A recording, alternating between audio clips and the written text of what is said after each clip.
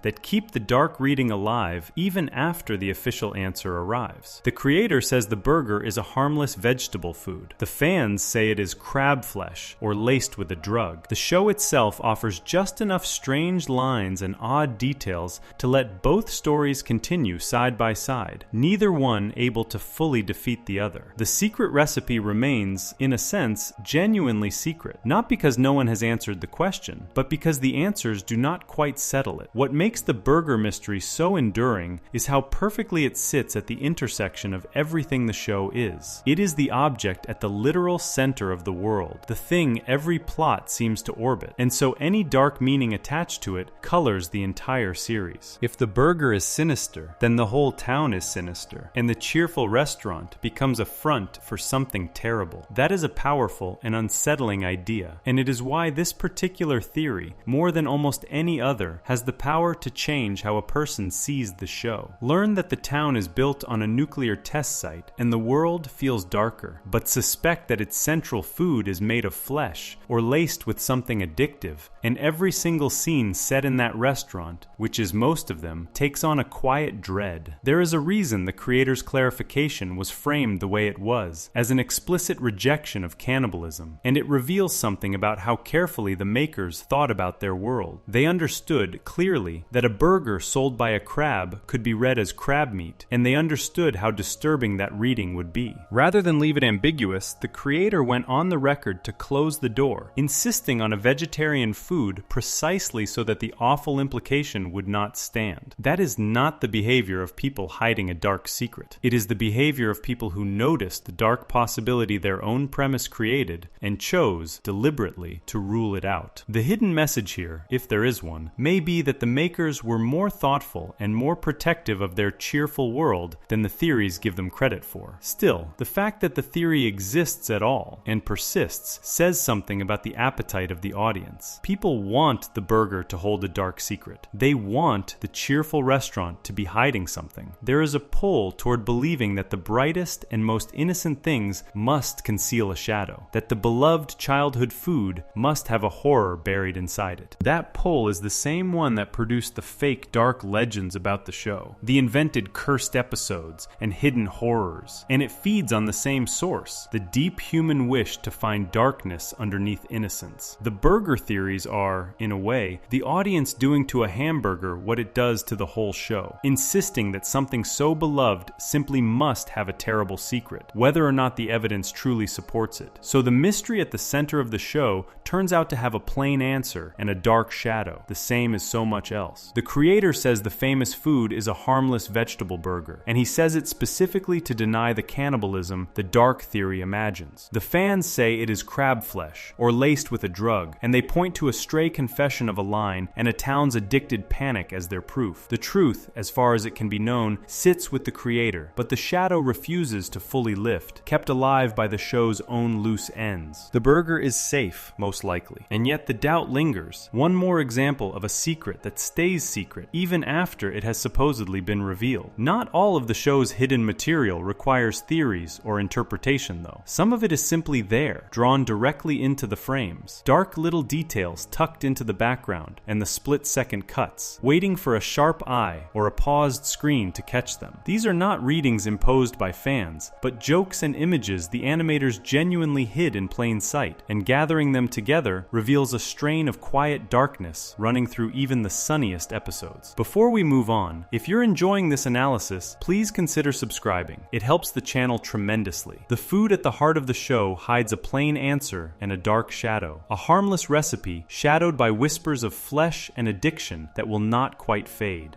Away from the theories, though, sit secrets that need no interpreting at all. Small, dark details the animators drew straight into the frames. Those hidden images, caught only by a careful or paused eye, are gathered up next. Section 7. Drawn in the corners. Pause a cheerful cartoon at the wrong moment, and it can show a stranger face than the one it wears in motion. Frozen between frames, a bright and bouncing show sometimes reveals things the flow of animation was never meant to let anyone linger on. A background sign with an unsettling message. A character's expression twisted into something grotesque. A joke so dark it could only survive by flashing past too quickly to register. The show about the sponge is famous among its most devoted watchers for exactly this. Its animators filled the corners of the screen and the split-second cuts with small, deliberate darknesses, jokes and images that a child sailing through an episode at normal speed would never catch, but that reveal themselves the instant someone slows the show down or knows precisely where to look. These are not theories or readings. They are simply there, drawn into the show on purpose, hidden in plain sight for whoever cared to find them. The most beloved of these hidden details is also one of the saddest, and it has already appeared once in this story, in the graveyard. In an episode where the greedy crab goes searching among the tombstones for a hat he wants back, he passes his gloomy squid neighbor kneeling before a grave, weeping and laying down a single flower. The camera drifts close enough to read the words carved into the stone, and they reveal what is buried there. It is not a person. It is the squid's own hopes and dreams, laid to rest and mourned like a dead loved one. The crab, unmoved, mutters that the squid is a big baby and continues on his way. To a child, it is a quick, strange gag, a funny gravestone, and a crying character. To an adult, it is a small, perfect portrait of despair, the image of a person grieving the life they were supposed to have, and it passes in seconds before the episode moves cheerfully on. That tombstone became so famous among fans that it took on a life of its own well beyond the episode, endlessly copied and shared, its words swapped out for other things in countless jokes and images across the internet. But its power comes from how quietly it was placed. The show did not stop to underline it. It did not have the squid explain his grief or the crab reflect on it. The gravestone simply sat there in the background of a story about a hat, a genuine piece of heartbreak tucked into a comedy, catchable only by a viewer paying enough attention to read a headstone in a scene that is not really about headstones at all. And later, when the show wanted to signal deep emotion, it brought that same grave back for a fleeting instant, letting it flash by during a moment of remembrance, trusting longtime viewers to feel the weight of it even at a glance. The graveyard itself is a small masterpiece of hidden darkness, packed with details that reward a careful eye. Its very name is a quiet pun on the way dead fish float to the surface, a grim little joke folded into a place name most viewers never think about. Among its graves is another famous one, a tombstone bearing a long, absurd, made-up name that becomes the center of the whole episode's plot, but which is also, on close inspection, a spot where the show plays with the idea of the dead rising and the living defiling their resting places. The whole location treats death with a casual, almost cheerful darkness, a cartoon comfort with mortality that becomes visible only when a viewer stops to actually read what is written on the stones and consider what the place really is. Beyond the graveyard, the show hid dark jokes in the fates and histories of its characters, dropped in as throwaway lines or background implications that most children never assembled into anything troubling. The teacher who runs the boating school, forever tormented by her worst student, carries a running thread of genuine misfortune that the show treats as comedy. Across the series, there are references to her being arrested, to her time behind bars, to a record of trouble that has followed her, all of it played for laughs, but adding up, if a viewer bothers to add it up, to a portrait of a life quietly ruined by her association with the cheerful hero. Her puffed-up panic, her nervous breakdowns, her repeated brushes with disaster form a hidden layer of real suffering beneath the gags, the kind of thing a child laughs at and an adult winces at. Some of the hidden darkness lives in single frames drawn to be ugly on purpose. The show was known, especially in certain episodes, for a style of animation that would freeze on a character's face, contorted into something hideous and grotesque, eyes bulging, skin sagging, features twisted far past anything a still cartoon would normally show. In motion, these images last only a heartbeat,